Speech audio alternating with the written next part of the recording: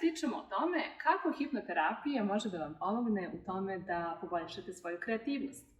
Možda ste imali neki sjajan, fenomenalan talenat, neku kreativnost koju ste ispoljavali poput pisanja, sviranja, stvaranja nečega i onda je ta kreativnost presušila. Ili možda ste od onih koji su ubeđeni kako je nikada nisu ni imali. Ajde odmah da ja razjasnimo da kreativnost je u stvari stvaralačka moć. I kreativnost ima svako.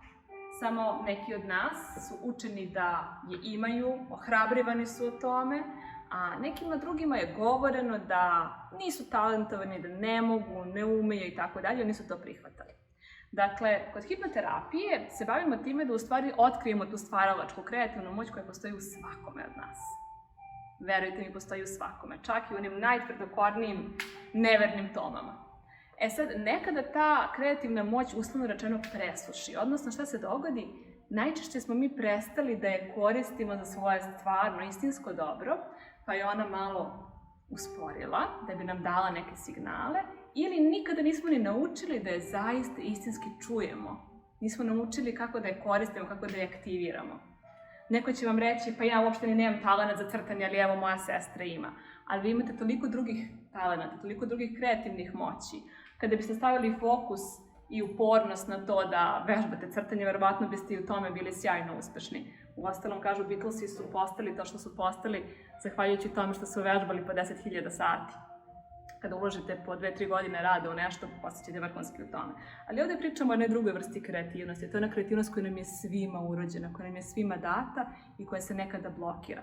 To je jako opasno zato što to znači, između ostalog, da je protok životne, kreativne, stvaralačke energije u nama negde blokiran.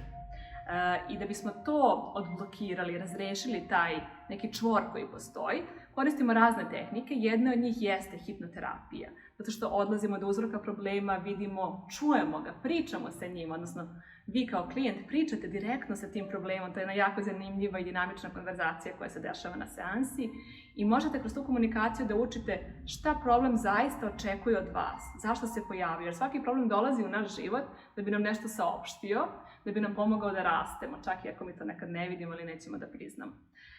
Dakle, jedna metoda koju koristimo je hipnoterapija, ali koristimo i druge metode jer svaki blok u kreativnosti, svaka blokada kreativnosti je drugačije. Tako da u nekim slučajevima koristimo meditacije, da se opustimo, da čujemo tu svoju intuitivnu, kreativnu snagu. U nekim drugim situacijama koristimo reiki, zato što nam je potrebno da obnovimo tu životnu energiju, da pospešimo protok, cirkulaciju energije, univerzalne energije života kroz fizičko i kroz suptilna tela klijenta.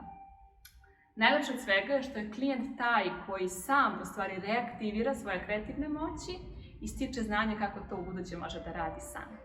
Jer svako od nas zaslužuje da živi jedan divan i ispunjen život sa punim svojim potencijalima i sa svesnim upravljanjem svojim kreativnim sposobnostima.